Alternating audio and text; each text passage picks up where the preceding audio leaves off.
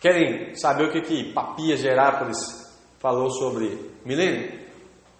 Ou vocês querem deixar para sábado que vem? Vamos embora. Papias de Herápolis.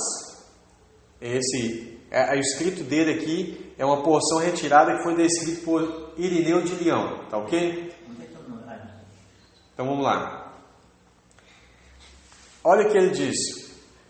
Isso atesta também por escrito Papias, discípulo que foi de João e colega de Policarpo, varão antigo, no quarto de seus livros, porque foram por ele compostos 5 livros. Papias mesmo recebeu o tocante à fé dos que foram familiares dos mesmos apóstolos. Pelo demais, este Papias, de quem falamos, confessa ter recebido os discursos dos apóstolos de boca de quem seguiram a estes. Mas de Aristion e de João, o ancião, diz que foi pessoalmente ouvido.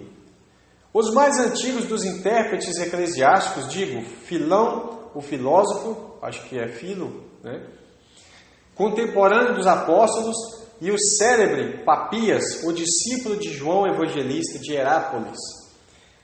Outra porção. Isso diz, segundo opino, aludindo a Papias, que foi em tempos bispo de Herápolis, de Ásia, e que atingiu a maturidade e sua idade em tempos de João, o Evangelista. Está dando referência dele. Olha o que Papias fala sobre a fertilidade, a prosperidade no dia do Senhor, a fertilidade da terra no milênio. Olha o que ele diz.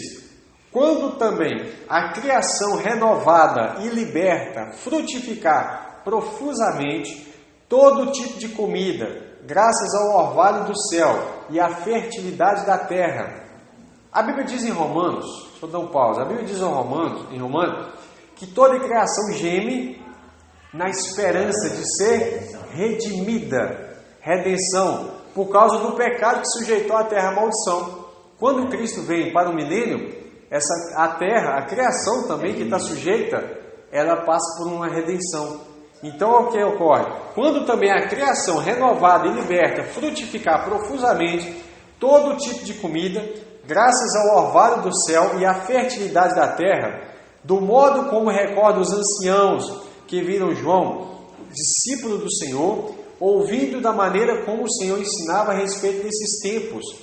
Haverá dias em que nascerão vinhas, que terão cada um 10.000 videiras. Cada videira terá 10.000 ramos, e cada ramo 10.000 ramos. Cada ramo 10.000 ramos, né? Cada ramo terá 10.000 cachos, e cada cacho terá 10.000 grãos, e cada bago espremido dará 25 metretas de vinho. Uma metreta equivale a 20 litros. Você percebe um hipérbole, um exagero, mas isso é próprio da linguagem profética. Papias foi duramente criticado por causa dessa linguagem, mas a linguagem profética, a qual ele está dizendo que ele ouviu e que ele está remetindo para nós, repetindo, essa linguagem é uma linguagem própria das profecias, do exagero, para mostrar o quê? Para mostrar que a realidade vai ser prosperidade plena. Aí as pessoas chegam no literário e falam assim, mas está vendo? Se cada bago dá 25 metretas de vinho, cada metreta é 20 litros, então isso é mentira, porque um bago de uva não pode dar tudo isso. Irmão, né? Está brincando também com... É evidente que você tem uma linguagem poética, você tem linguagem alegórica, e aqui você tem linguagem de exagero. A linguagem profética ela faz isso propositalmente, para que você compreenda a prosperidade. Quando um dos santos pegar um cacho, o outro gritará. Por exemplo, cacho e gritar... Onde tem um cacho de uva? É a linguagem profética. Está dizendo o seguinte, que a natureza ela vai querer servir. Tá? Então, quando um dos santos pegar um cacho, o outro gritará, pega-me, porque eu sou melhor, e por meio de mim bendiz o Senhor. Bendize ao Senhor, ou seja, o cacho como se estivesse gritando assim, me pega e agradece a Deus por eu ter te servido. Do mesmo modo, um grão de trigo dará 10.000 espigas, e cada espiga terá 10.000 grãos, cada grão dará 10.000 libras de farinha branca limpa. Também os outros frutos, sementes e ervas produzirão nessa mesma proporção. Todos os animais que se nutrem desses alimentos que recebem da terra se tornarão pacíficos e viverão harmoniosamente entre si. Eles se submeterão aos homens sem qualquer relutância. Vai voltar como era no princípio, como no Jardim do Éden. Ou seja, o protótipo está sendo inserido na realidade. E aí nós vimos também a linguagem profética. Isso também atestou por escrito no seu quarto livro, Papias, homem antigo, discípulo de João e companheiro de Policarpo, que era também discípulo de João. De fato, ele escreveu 5 livros e acrescentou, isso é Irineu de Leão falando sobre Papias. Essas coisas merecem fé para os que acreditam. E como diz Judas, o traidor, que não acreditava e perguntou, então como serão realizadas pelo Senhor tais produções? O Senhor respondeu, os que chegarem a esses tempos o verão. Comentário nosso.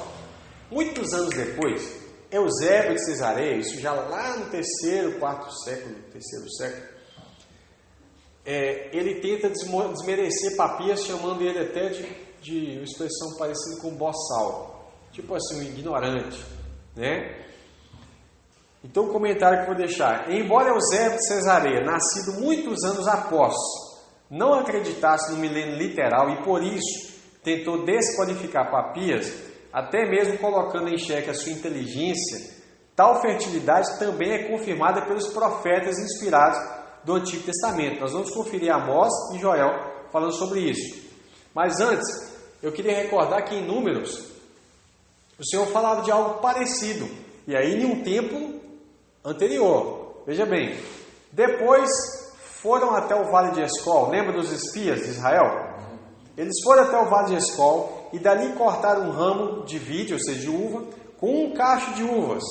Um cacho de uvas. O qual trouxeram 2 homens sobre uma vara, como também das romãs e dos figos. Chamaram aquele lugar Vale de Escol. Escol significa cacho em hebraico, por causa do cacho.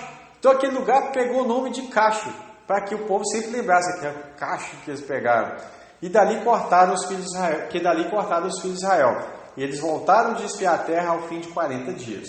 Agora vejam o que Amós diz. Eis que vem dias do Senhor, em que o que lavra alcançará o que cega, e o que pisa as uvas ao que lança semente. E os montes destilarão mosto, e todos os outeiros se derreterão.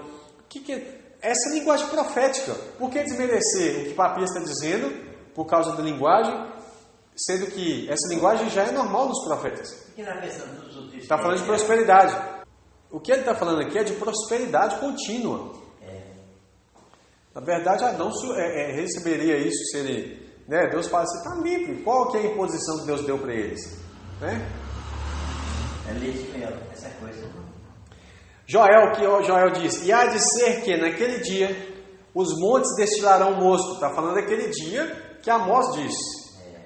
E os outeiros manarão leite, e todos os rios de Judá estarão cheios de água. Se quiser desmerecer uma profecia, fala assim, não, mas o que dá leite é vaca, não é um monte.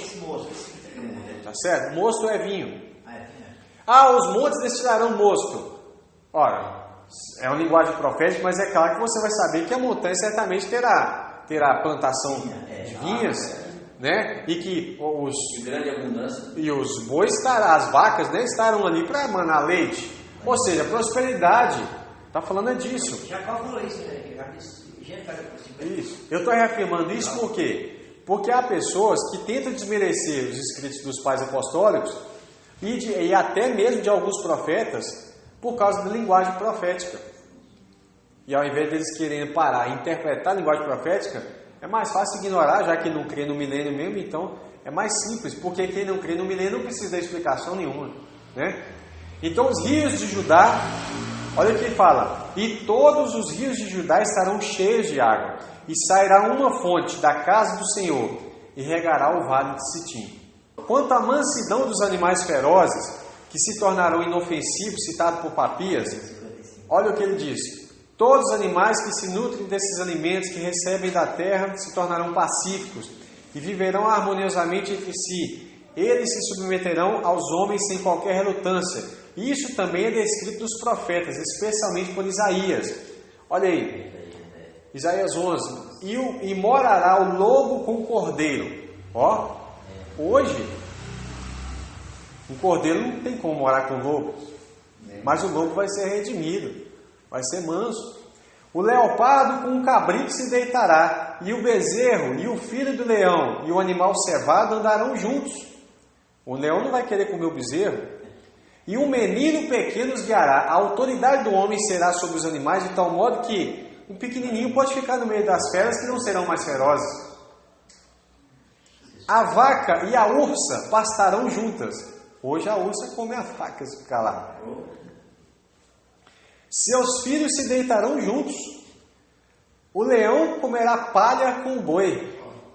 E brincará a criança de peito sobre a toca da áspide, digamos assim, da cobra. E a desmamada colocará a sua mão, a criança desmamada, né? Na cova do basilisco. Vamos colocar assim, uma cobra também, uma serpente.